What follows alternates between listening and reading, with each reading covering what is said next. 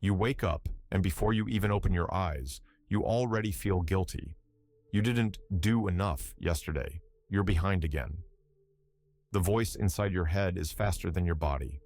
You're lazy, useless, another wasted day.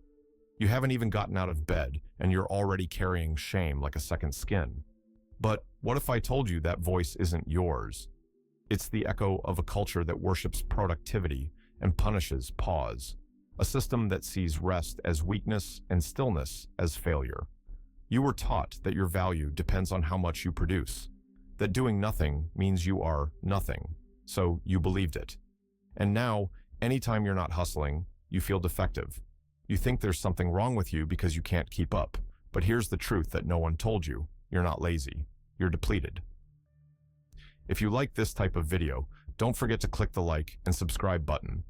What you're calling laziness is often a mind in survival mode, a nervous system begging for stillness, a soul starved of silence. You're not resting because you're weak. You're resting because you're wounded. But instead of healing, you punish yourself. You keep trying to push through, to snap out of it, to just get motivated. But every time you fail to force yourself into action, the shame deepens. You call it procrastination. I call it a form of self-protection. Because your body knows something your mind hasn't accepted yet. You've been running on empty for too long. The most dangerous part? When you internalize the shame, when you stop questioning the label and start wearing it like a badge. I'm just lazy, you say. But that's not the truth. That's the wound talking. And if you keep treating burnout like laziness, you'll keep punishing what actually needs care. Here's a simple truth. Laziness doesn't come with pain. It's light, passive, almost indifferent. But what you feel, it's not light. It's heavy. It aches in your chest, weighs on your limbs, clutters your mind.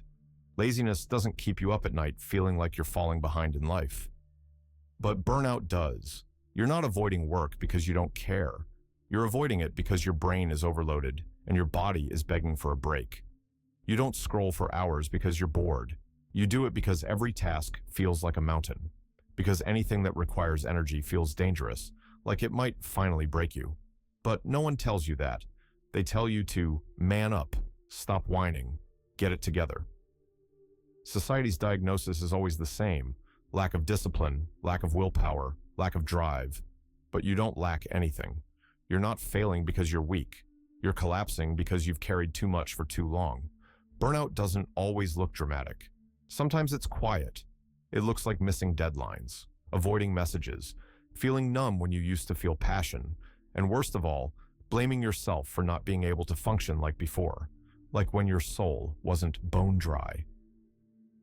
The tragedy is that we've confused emotional exhaustion with character flaws, and instead of rest, we prescribe shame. Instead of support, we offer judgment. No wonder you're stuck. No wonder it feels endless. So let me say what maybe no one has said to you yet. This isn't your fault, and the worst thing you can do is keep trying to fix your burnout with more effort. You don't heal from fire by throwing yourself back into the flames. You heal by stepping away, by choosing softness, by giving yourself permission to not be okay. You've been fed a lie dressed in glitter, the kind that shows up on your feed every day. No excuses, just grind. You have the same 24 hours as Beyoncé. At first, it sounds like fuel. You write it on sticky notes. You repeat it like a mantra. But slowly, quietly, it starts to rot you from the inside. Because every time you can't live up to that high-performance fantasy, you feel like trash. They told you motivation was the answer. But what they gave you was a mirror. One that only reflects your inadequacy. So now, when you wake up tired, when your brain feels foggy, when you don't respond to texts or hit your goals, the voice in your head says, you just don't want it enough. But the truth is, you do. You want peace, energy, clarity, purpose. You're just burned out, and trying to fix that with more pressure is like trying to heal a broken leg by running sprints. You've been poisoned by positivity, and I don't mean real hope. I mean that performative, aesthetic, commercialized version of hope that tells you, smile more, manifest harder, work on yourself, no days off. But here's the catch. When everything becomes self-improvement, nothing feels like enough. Rest isn't real rest. It's recovery. Reading becomes a hack. Meditation becomes a performance tool. Even healing gets turned into a competition. Toxic motivation doesn't inspire you. It gaslights you. It convinces you that your pain is a failure of attitude, that exhaustion is a personal flaw, that burnout is just a mindset problem, and the longer you believe that, the longer you stay stuck. So, here's your wake-up call. You don't need more motivation. You need more mercy. Mercy to rest, mercy to feel, mercy to stop pushing and start listening. Because real change starts with compassion, not shame. You're not malfunctioning. You're not defective. You're not broken. You're just human. And that's the part they forgot to account for. Somewhere along the way, they turned your existence into a performance. They measured your value by output. They made you believe your body is a tool to optimize, your mind is a system to upgrade, your emotions are obstacles to overcome. And slowly, you internalized it. Now you treat yourself like a machine that's lagging instead of a person who's hurting. But listen closely. Machines don't burn out. They break. Humans burn out because they feel, because they care. You're not tired because you're lazy. You're tired because you've spent years denying your limits. Because you keep pushing even when everything in you screams, stop. Because you've been taught to fear rest, to apologize for slowness, to see softness as weakness. You've been trained to squeeze productivity out of every minute, even your free time. So you try to relax, but it becomes a checklist. Read 10 pages. Stretch for 15 minutes. Don't forget your evening routine. Even rest is now performance. And here's what's most brutal. When your body starts shutting down, when your energy disappears, when your brain fog becomes constant, you don't get support. You get shame. You get told you need to try harder, be more disciplined, get your shit together. But you don't need a better routine. You need a better relationship with yourself. One that sees exhaustion not as failure, but as a signal. One that honors your limits instead of punishing them.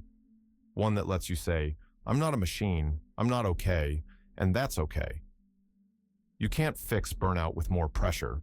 You heal by remembering your humanity. What if your inability to keep up isn't a failure, but a form of protest? What if the laziness you've been shaming yourself for is actually your nervous system whispering, I can't live like this anymore? We're told to optimize everything, our sleep, our diet, our habits, even our personalities. But what happens when you've optimized yourself to the point of emotional bankruptcy? When even your downtime feels like a to-do list? That's not living. That's managing a brand called You Incorporated, and eventually, something inside you rebels. It's subtle. It's not screaming or slamming doors. It's skipping tasks, canceling plans, ignoring emails. It's your body refusing to be a cog one more day. Not out of rebellion, but out of survival.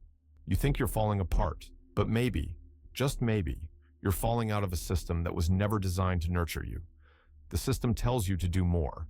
Your soul is begging you to feel more, to sit in the quiet long enough to remember who you were before productivity became your identity. Silence is not laziness. Boredom is not failure. Slowness is not regression. In fact, in a culture addicted to speed, slowness is rebellion. You want to hear something radical? You don't need another habit tracker. You need stillness. Stillness is where you face yourself, without filters, without hustle, without a mask. It's where your real voice returns, the one buried under strategy, hustle, and noise. Of course it feels uncomfortable. Of course it feels wrong. You've been trained to fear empty space, to fill every second. But silence isn't empty. It's full of all the things you forgot to feel. So maybe the most courageous thing you can do right now is nothing. You keep thinking you need more discipline, more structure, a better morning routine. But the truth is, no system will save you if the story you're living in keeps telling you that your worth is tied to your output. So let's rewrite the story. You are not lazy. You are not a failure. You are not broken. You are tired. And the first step to healing isn't grinding through it.